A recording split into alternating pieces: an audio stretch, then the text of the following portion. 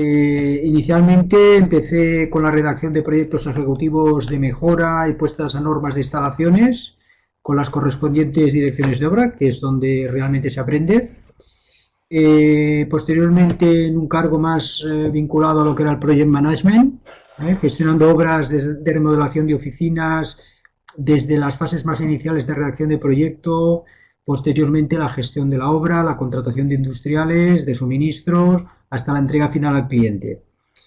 Y actualmente, desde hace unos 10 años así, mi dedicación se centra en el ámbito de mantenimiento de edificios institucionales, realizando todo lo que es la planificación de la gestión del mantenimiento de un parque inmobiliario de más de 80 edificios de titularidad pública, que representan aproximadamente más de 200.000 metros cuadrados de superficie construida, de usos muy heterogéneos, fundamentalmente administrativos, pero también docentes, sociosanitarios, edificios de servicios, etcétera, ¿no?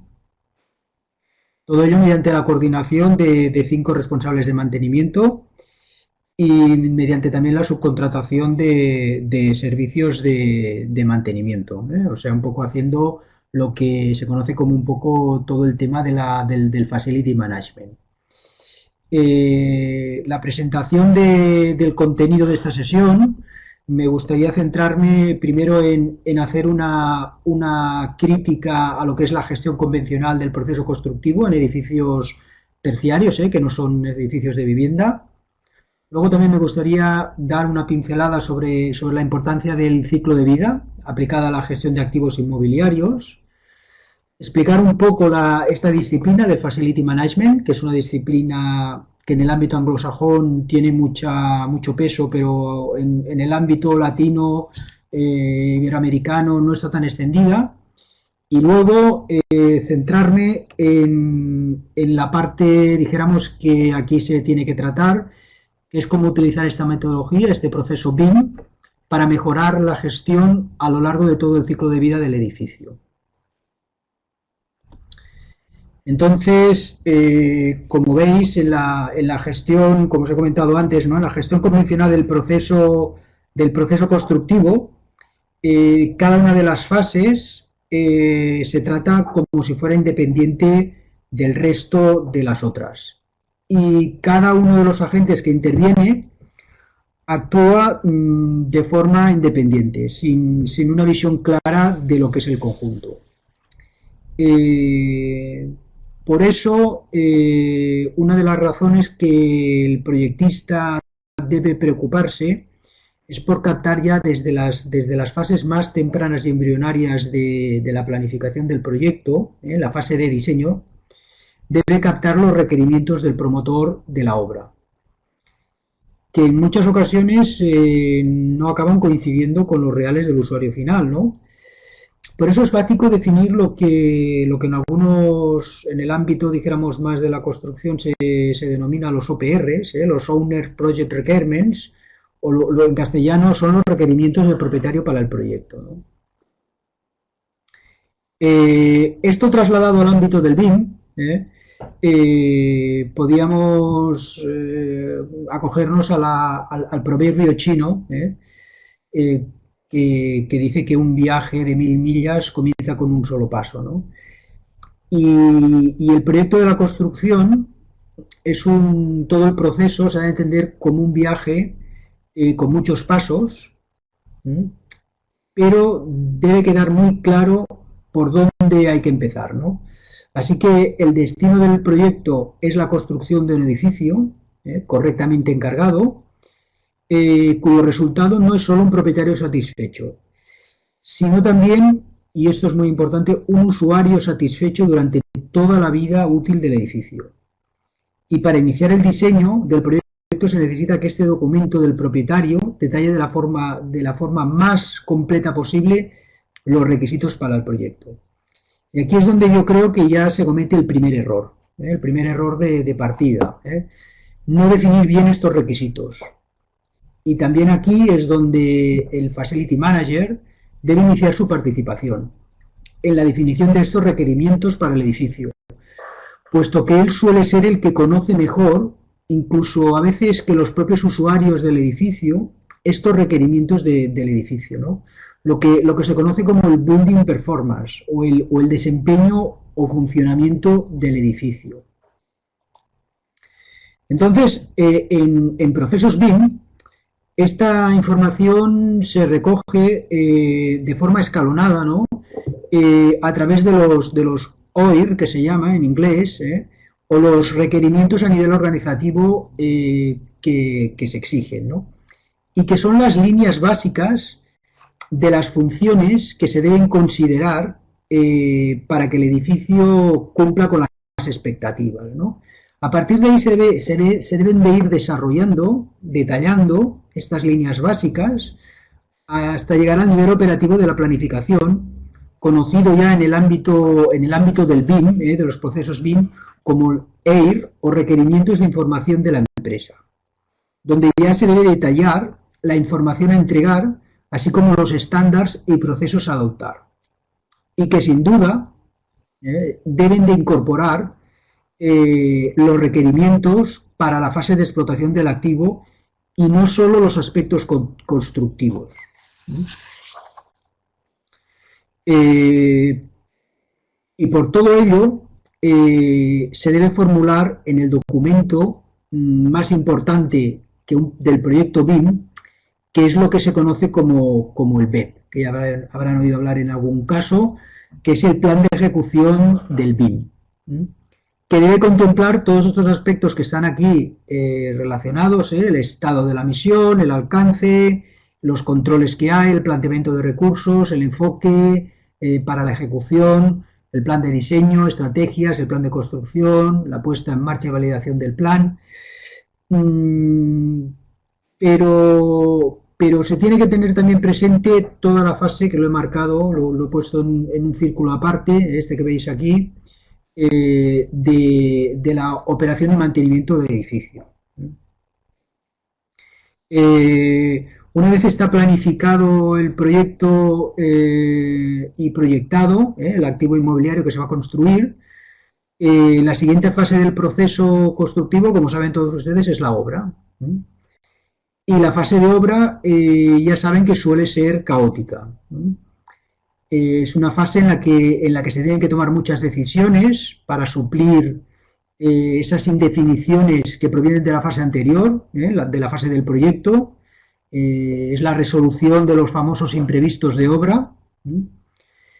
Otro aspecto que complica también muchísimo la gestión es la multitud de agentes que intervienen.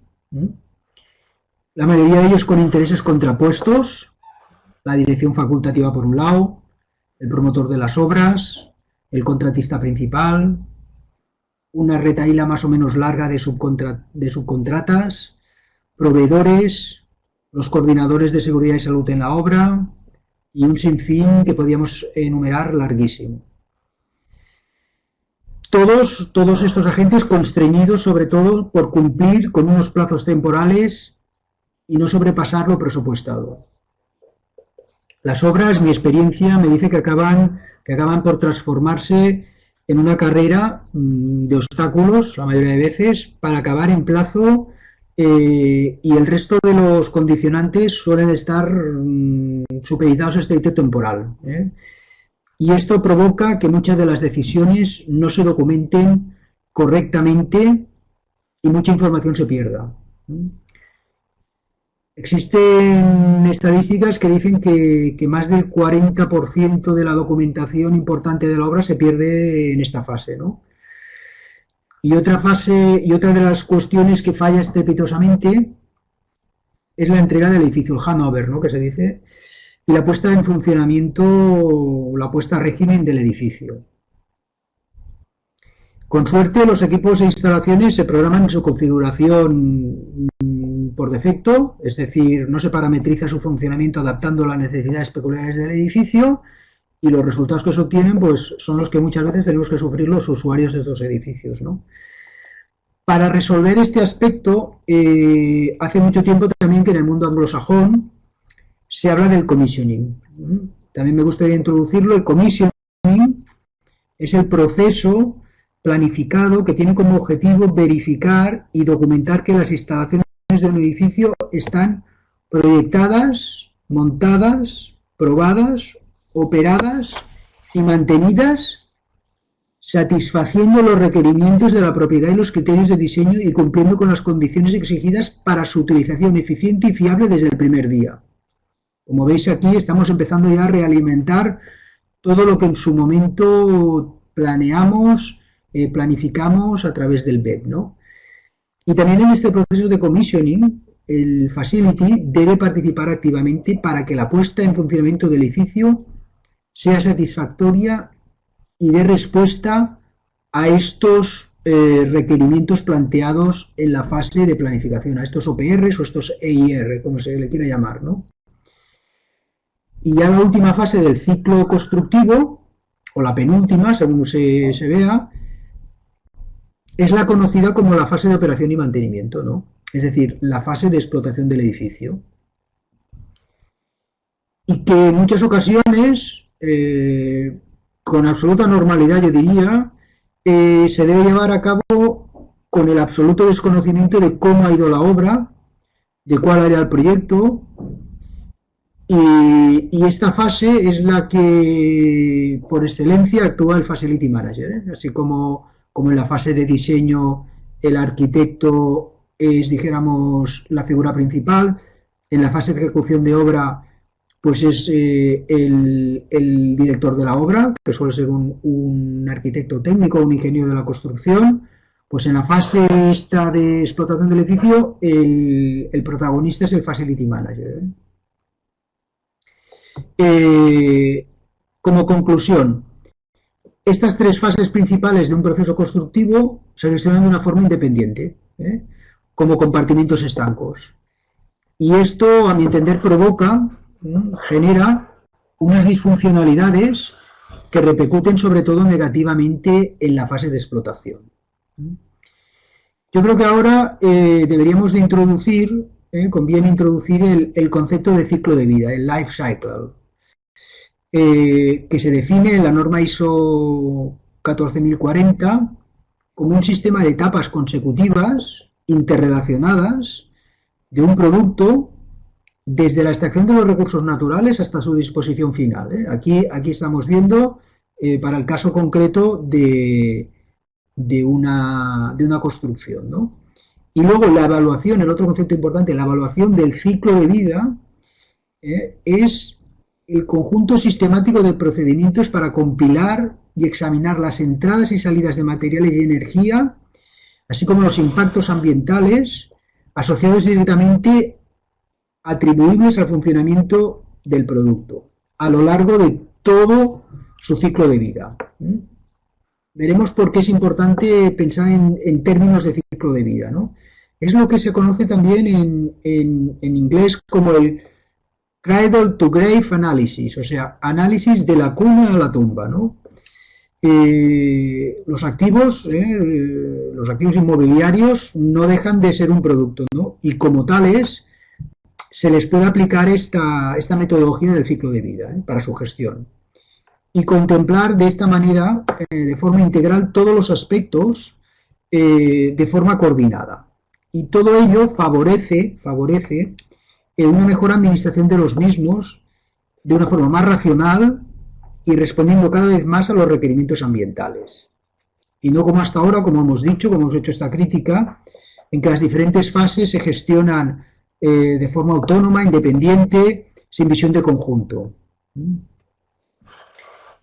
Por eso se debe tener muy presente, insisto, en que cuando se planifica y diseña un producto, se debe pensar sobre todo, en su uso y no solo en su construcción. Que esto yo creo que es un cambio de mentalidad que nos tenemos todos que adaptar, es diseñar pensando en el uso más que en su construcción.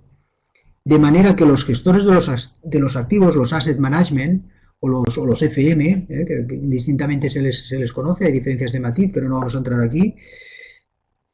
Por estos motivos, la figura del Facility Manager cada vez se interesa más en la fase de planificación, ya que esta fase es la que condiciona de manera total la fase de explotación y por tanto la funcionalidad, así como los costes que van asociados al edificio, ¿no? Por ejemplo, yo les voy a poner un ejemplo de cómo un facility puede intervenir, ¿no?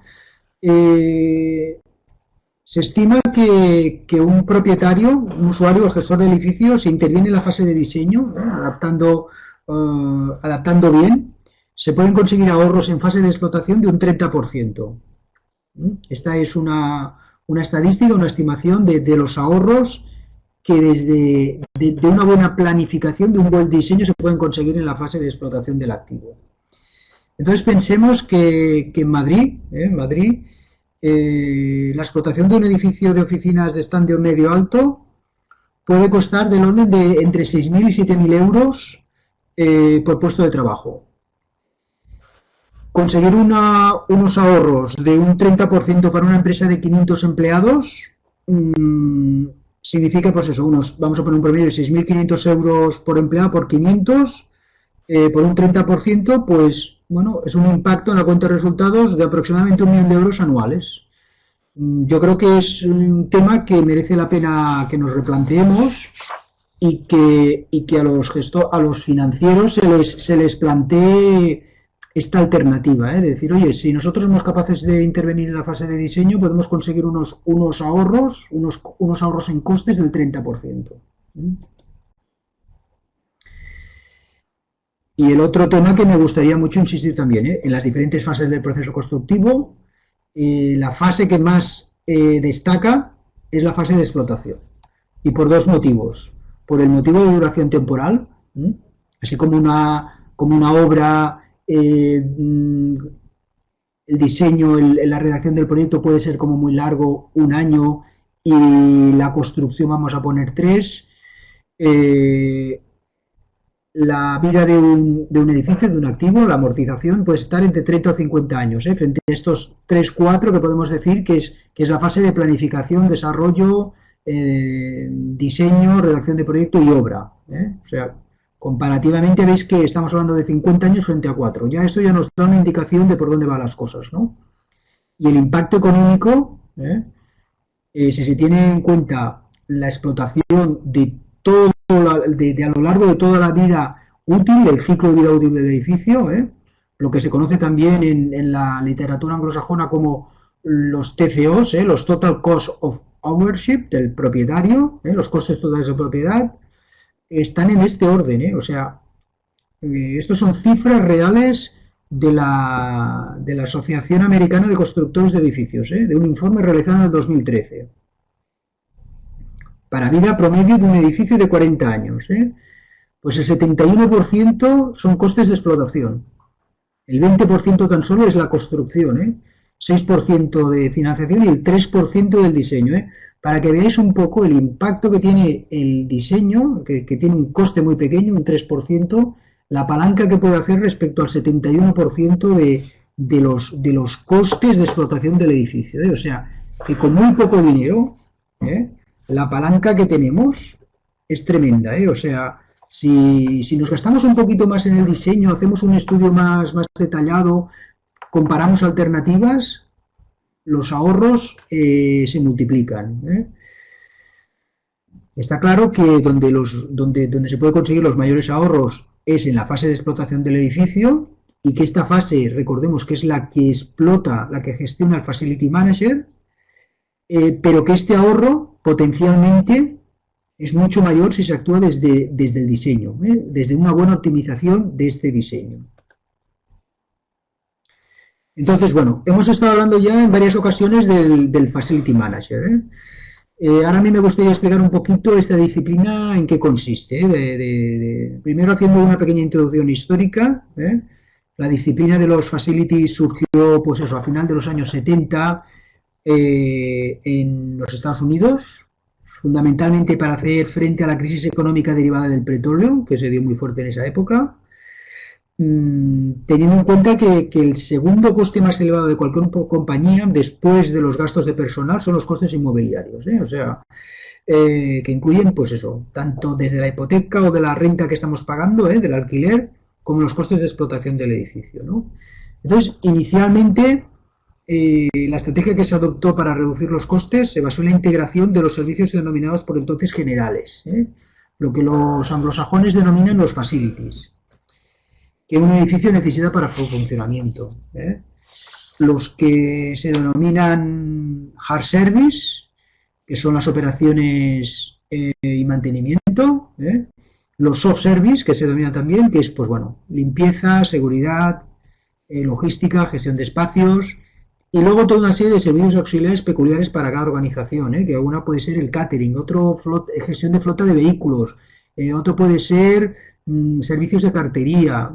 Cada organización puede variar, pero los servicios troncales de mantenimiento y de limpieza, cualquier facility manager los ha de gestionar. Entonces, poco a poco se fue reformulando la estrategia, basándose en la integración de personas en centros de trabajo en unas condiciones ambientales adecuadas mediante las tecnologías y procesos más eficientes. Esta es un poco la definición de lo que hoy en día se conoce como Facility Manager. Y paralelamente se inició hacia los años 90 o así la estandarización de la gestión del Facility Manager, a través de las normas fundamentalmente de la serie 18.000, en especial la 18.480, y fijando, bueno, ya de forma específica cuáles eran los beneficios que se derivaban de la implantación de un FM en una organización. Maximizar el rendimiento y reducción de costes de la organización, esto es lo que hemos comentado. Mejorar la relación contractual con los proveedores de servicios, un facility tiene que gestionar contratos de mantenimiento, de limpieza, etcétera. Fomentar políticas de mejora continua, la visión del facility siempre debe estar orientada hacia la mejora. Integrar, coordinar y controlar todos los servicios contratados, el tema de la integración, la coordinación es muy importante. Conseguir una eficiencia en las actividades principales y en la gestión de los inmuebles. También un tema ahora muy relevante, que es el tema de la sostenibilidad, y esa sostenibilidad se tiene que hacer mediante el análisis de los ciclos de vida de las instalaciones que tenemos a nuestro cargo, la información sobre los niveles de servicio y sus costes, y el cumplimiento de la normativa que pueda existir, ¿no? En ese contexto se creó la IFMA, que es la Asociación Internacional del Facility Manager, cuya misión es la de difundir esta disciplina, ¿no? Define la IFMA define como esta disciplina como un modelo de gestión de los recursos inmobiliarios de las empresas que tiene como objetivo la adecuación permanente de estos a la organización y del equipo humano de las compañías al menor coste posible, mediante la integración, volvemos a hablar, de todas las responsabilidades de gestión sobre dichos recursos en la figura de este Facility Manager. Otro aspecto que ha ido revolucionando la concepción de la gestión del Facility Manager han sido la introducción de las nuevas tecnologías, las TIC, en los puestos de trabajo. Hoy ya no se concibe la gestión de ningún edificio sin contar con diferentes softwares de apoyo o asistencia a la gestión. Entre ellos, pues cabría destacar los GMAOs, los BMS, los Building Management Systems. El reto más reciente que ha surgido ahora y que está revolucionando todo el sector de la construcción y de la edificación ha sido la irrupción de la metodología BIM, de los procesos BIM. Esta tecnología, como ya sabéis todos, está basada en entornos colaborativos y se debe extender a todo el ciclo de vida del edificio. Planificación y diseño, construcción y sobre todo explotación, insisto. Y es en donde se puede mostrar el mayor potencial existente entre el mayor potencial que existe sobre todo en la fase de explotación del edificio, por ese impacto que hemos hablado económico que tiene y temporal. Y aquí es donde el FM juega el papel fundamental, ¿no? Y por eso es esto, me gustaría insistir en los dos aspectos más interesantes que yo considero que son relevantes desde la perspectiva del Facility Manager, ¿no? Primero, el de que el BIM aparte de ser una solución tecnológica muy potente, se debe considerar como una metodología de trabajo, fundamentalmente. Y una metodología que ha de ser colaborativa. Colaborar quiere decir trabajar conjuntamente, es decir, en equipo. Algo que es difícil de conseguir, sobre todo en el carácter individualista de los que somos latinos, hispanoamericanos, nos cuesta. Y eso todo enfocado a conseguir un objetivo común sobre el que venimos insistiendo que ha de ser durante todo el ciclo de vida del edificio, para adaptarlo a los requerimientos de los usuarios. Y sobre todo, sobreentendiéndolo, vamos, que tiene que ser al menor coste posible, tanto económico como medioambiental.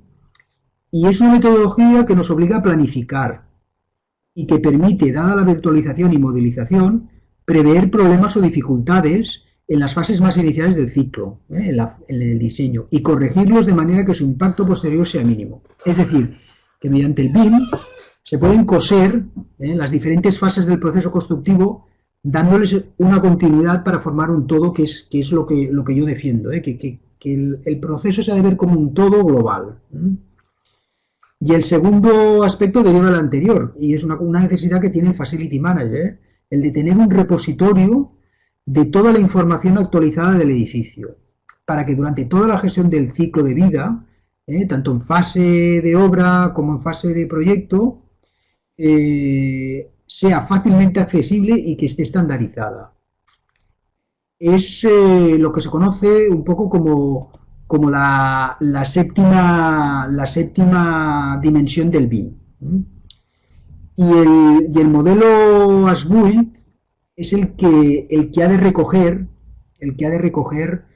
toda esta información, que permita luego al Facility Manager su gestión óptima del activo. Pero este as-built, no debe morir con el handover, o con la entrega del edificio. A partir de este momento, se debe iniciar un proceso de recording, de actualización de toda la información del activo en la etapa del Facility Manager. Es lo que denominaremos como el record model. Entonces, esta séptima dimensión de la que estamos hablando es la que se conoce como la que hace referencia a toda la etapa de gestión de operaciones. Estrategias de ciclo de vida BIM, habla del BIM as-built, del modelo de operación y mantenimiento, de todo el control logístico, etcétera, etcétera.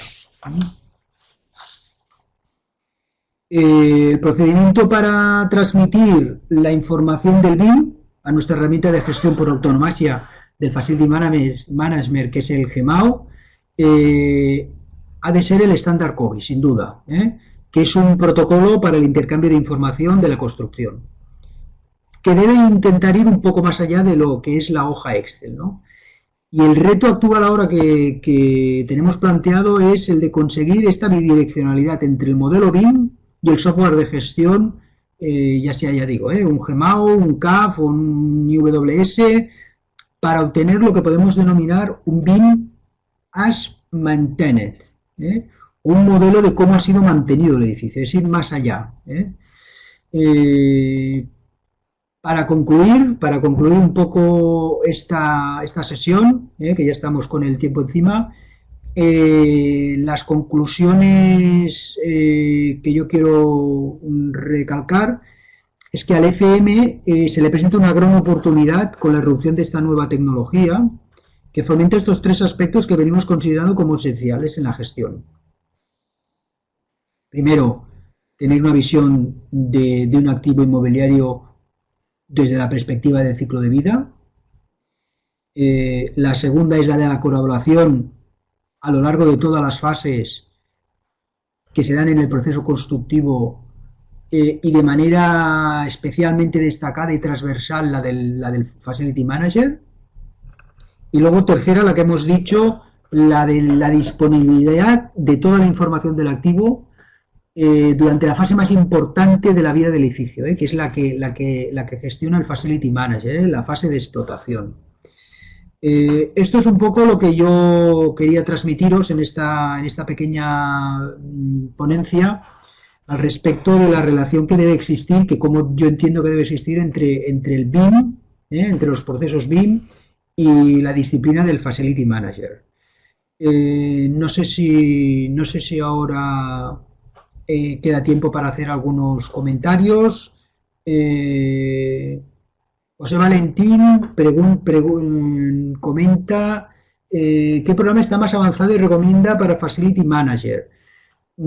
Sobre software de Facility Manager hay muchísimos, muchísimos. Dependiendo un poco del sector en el cual quieras implantarlo. Sin entrar en hacer publicidad. El software de Archibus está muy bien. En el ámbito, dijéramos, terciarios y del sector público, también hay uno que se llama Rosmiman, que también es un buen producto. IBM también tiene unos módulos de gestión de mantenimiento muy bueno. SAP también tiene un módulo de planificación de mantenimiento. El software existente es muy, muy grande y dar aquí nombres, podríamos hacer una sesión completa. De hecho, en el máster, dentro del módulo, hay una lección completa de software para Facility Manager. No sé si he respondido un poco la pregunta. No sé si hay alguna... Esto.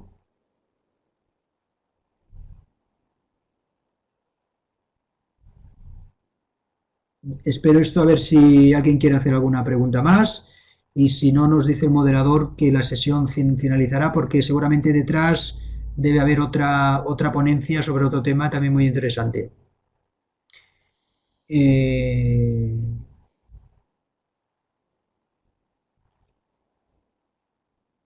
Espero verles, si no, para desarrollar muchos de estos temas en el próximo curso, en la próxima, dijéramos, máster que se va a impartir.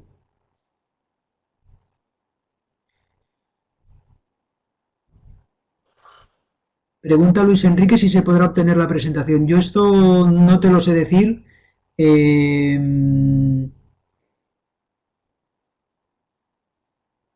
Sí, ¿ves? Comenta el moderador de la sesión que esto quedará grabado y lo podréis consultar. ¿De acuerdo? Muchas gracias a todos por vuestra atención y espero que nos podamos continuar viendo en el máster. ¿De acuerdo? Que se implantará pues en breve. Tienen toda la información a través de la web de ADIC. ¿De acuerdo? Pues muchas gracias por su atención y buenas noches, buenos días, según la latitud en la que estén. ¿De acuerdo? Muchas gracias.